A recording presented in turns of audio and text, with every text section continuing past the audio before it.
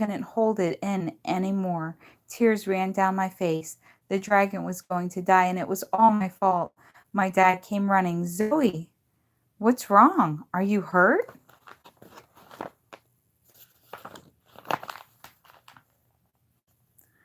I wasn't sure what to say that would make sense. Finally, I choked out, I really need to talk to Mom, but she isn't answering. My dad hugged me and sat down with his arm around me. You're really missing your mom, aren't you? I nodded and tried to stop crying. She's presenting at the conference right now, so her phone must be turned off. Why don't you leave a message? I'm sure she'll call you as soon as the talk is over. Oh no, Mom's talk. It might be hours before she turned her phone back on, and by then it might be too late. I cried harder. I know I'm not Mom, but could I try to help? Can you tell me what made you so upset?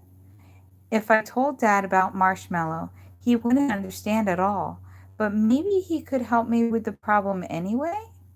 I was running an experiment where I fed a creature I found in the barn.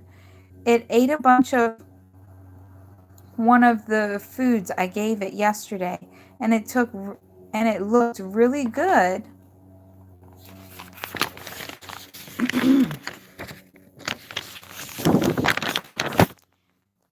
And it looked really good when I came in last night, but this morning it seems really sick. It's barely moving.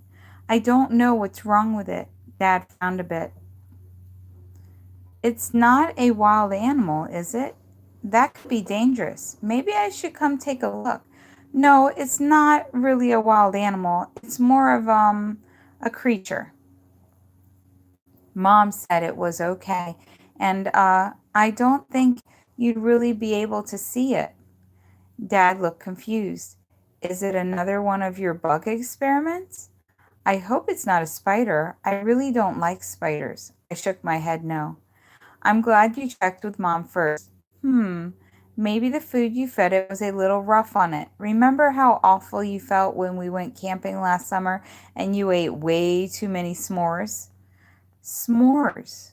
Marshmallows. Too many marshmallows. Maybe that was it. My science experiment showed me what the baby dragon liked to eat, but maybe not what he should eat. What had my parents done to make me feel better last summer? That was one of the worst stomach aches ever.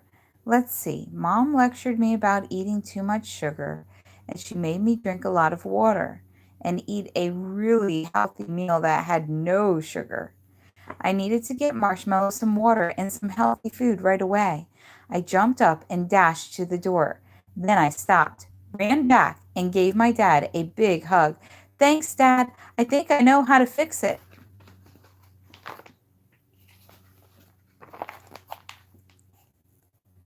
Chapter 11.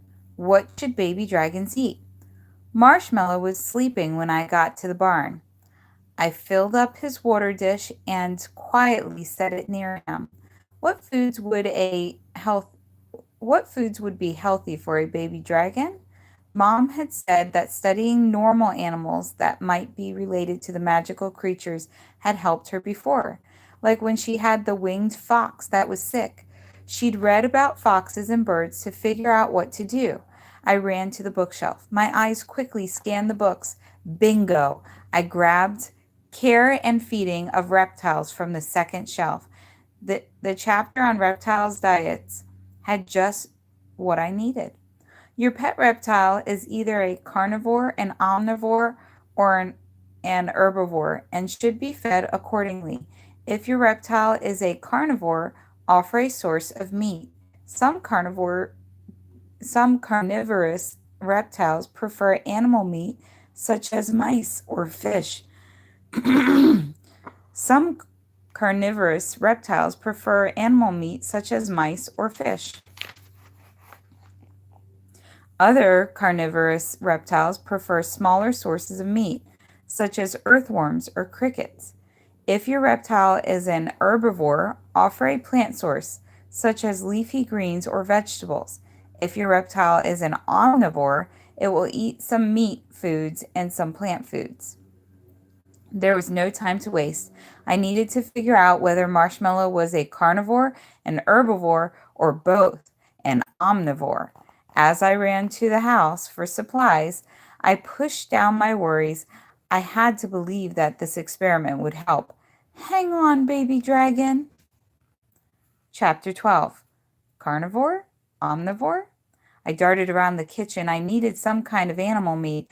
I opened the fridge. Yes, I'd forgotten that Dad had gone fishing with his friends a few days before. He always saves a few of the smallest fish as treats for Sassafras. I grabbed 2 fish. Hey, Sassafras, can you share one of these with Marshmallow?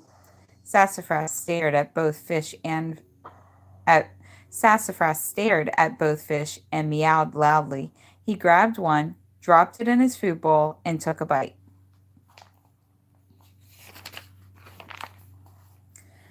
That that left me with 1 fish. I figured that counted as permission to share it with the baby dragon.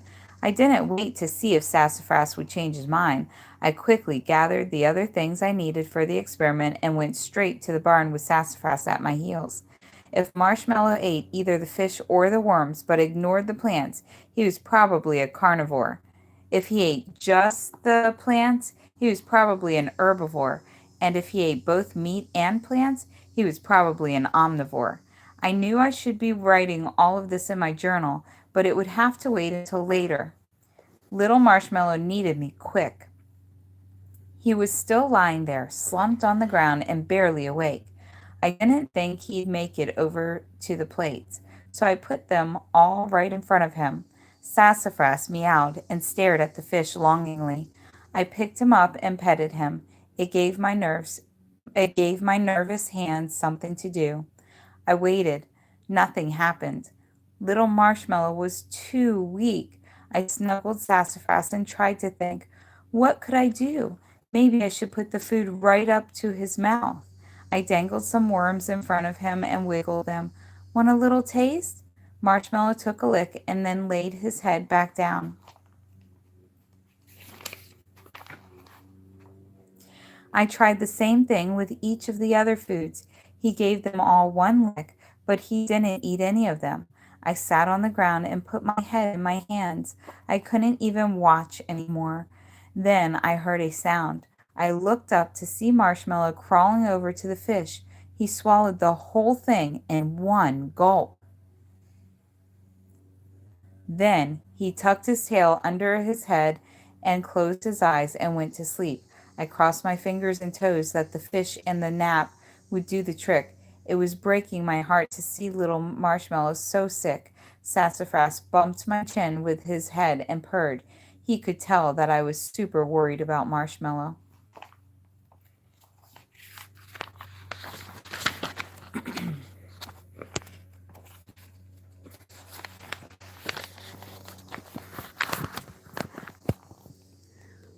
I decided to read through the rest of the reptile book, just in case there was something I'd missed. Sassafras curled up in my lap like a warm, rumbling blanket as I read. Chapter 13. Mom!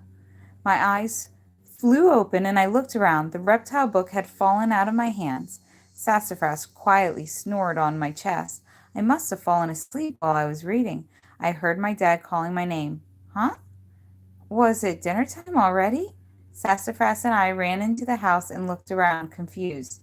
Is it time for dinner? Dad laughed. Did you forget that your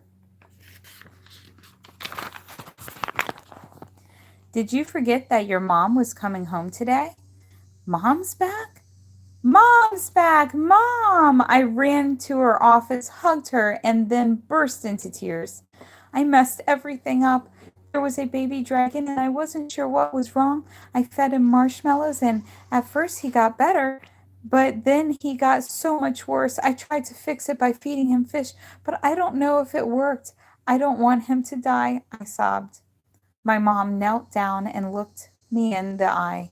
Oh, Zoey, you must have been very worried, but magical animals are much tougher than you think. Let's go see how he's doing. Chapter 14. Bigger. Mom walked me out to the barn with her arm around me. I had hoped I could handle all of this on my own. I wanted to impress my mom with a healthy dragon. Instead, she was going to see a sick dragon that I hadn't been able to help. We walked into the barn and I stopped. I rubbed my eyes. Whoa! Marshmallow was walking around. He had bright eyes, and he was at least twice as big as he'd been this morning.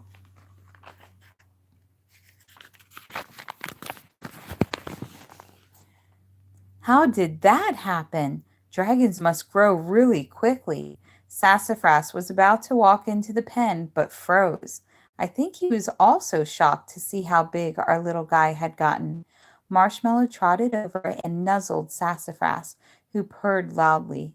The two of them jumped around and played while I stared in awe. Mom squeezed me in a big hug. Zoey, I'm so proud. You kept trying even when things got hard. How about we leave these two to play and see if we can convince your dad to part with some more fish?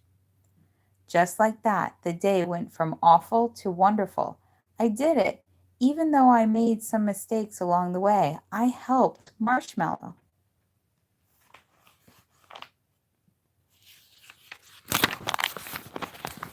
Chapter 15, Learning to Fish. Sassafras and I were out in the barn playing with Marshmallow. Only a few days had passed, but Marshmallow was about the size of a horse. Sassafras liked to jump on his back between his wings. Then Marshmallow would run in circles around the pen until Sassafras started to fall and jumped off. Marshmallow always stopped to sniff and make sure Sassafras was all right. I wanted to remember the way they played together forever. Oh, I'd never taken my photo of Marshmallow. I dashed off to get the camera and got an action shot of the two of them together. Mom came into the barn and looked at the photo of Sassafras riding Marshmallow. At first, she laughed a lot, but then she got quiet.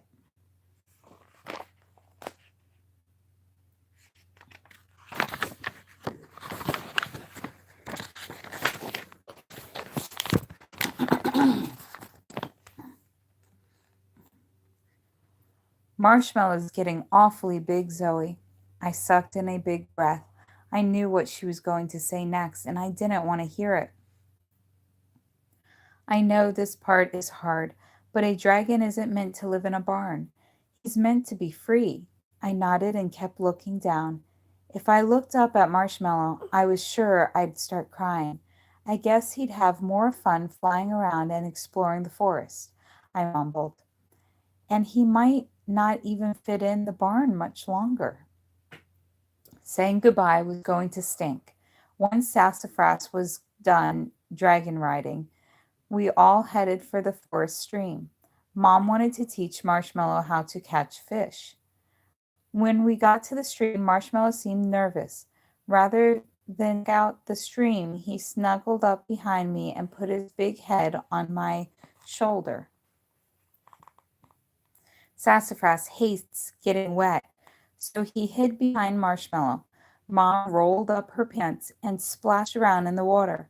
Marshmallow, the stream won't hurt you. It's really fun. See? After a few minutes, Marshmallow got the best of him. He joined her in the water. Next, she showed him that there were fish in the stream. Once he realized that, he really loved the stream. He spotted a fish in the water and tried to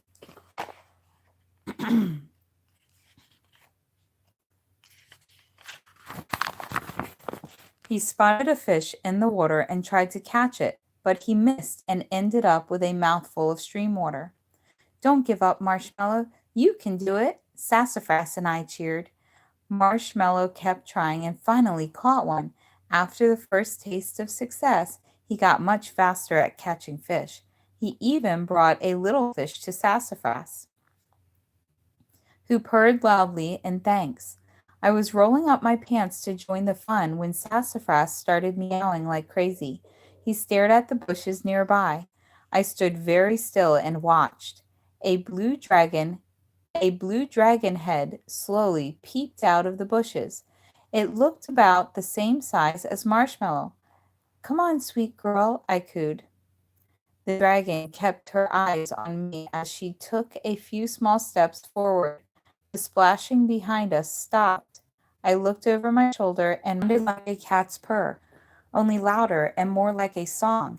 Maybe dragons purred when they're really happy. The new dragon's eyes lit up and she purred right back. She trotted into the stream and sniffed Marshmallow. They twisted their necks around each other and greeting and purred even more. Something about the way her blue tail moved was so familiar. Was she the friend who had brought baby Marshmallow?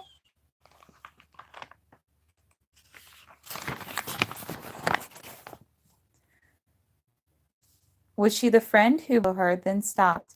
He came bounding over to us and nuzzled my mom and Sassafras. Then he rested his head on my shoulder. I wrapped my arms around his warm, strong neck. I blinked back tears. Goodbye, Marshmallow. Goodbye, Marshmallow. Be a good dragon. I gave him a gentle nudge toward the new dragon. He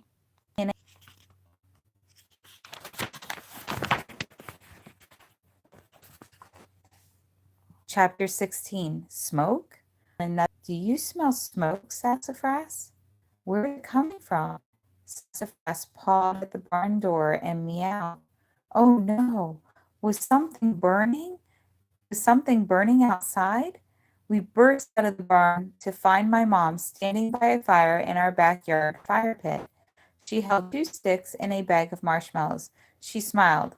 Roasted marshmallows seemed like an appropriate way to celebrate your success with our dragon friend. We cuddled up at the fire, telling stories about the little guy and laughing. I ate 5 or 6.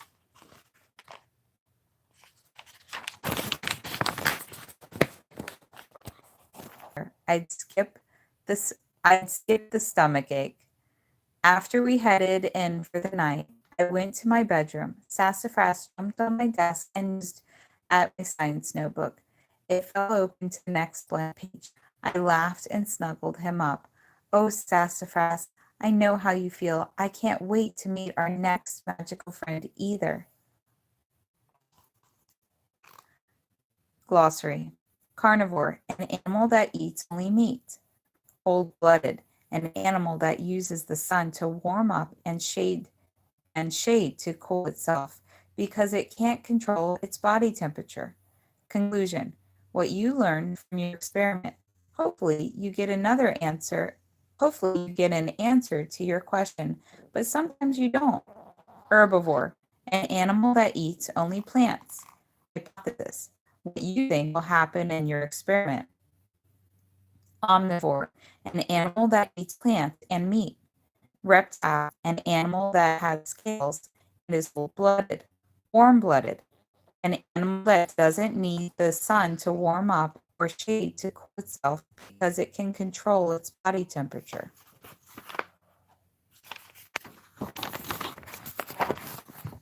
About the author and illustrator. Asia Citro used to be a science teacher, but now she plays at home with her 2 kids and writes books. When she was little, she had a cat just like Sassafras. He loved to eat bugs and always made her laugh. His favorite toy was a plastic human nose that he carried everywhere. Asia has also written 3 activity books, 150 plus screen-free activities for kids, the Curious Kids science book, and a little bit of. She has yet to find a baby dragon in her backyard, but she always keeps an eye out just in case. Marion Lindsay is a children's book illustrator who loves stories and knows a good one when she reads it. She loves to draw anything and everything, but does spend a completely unfair amount of time drawing cats. Sometimes she has to draw dogs just to make up for it.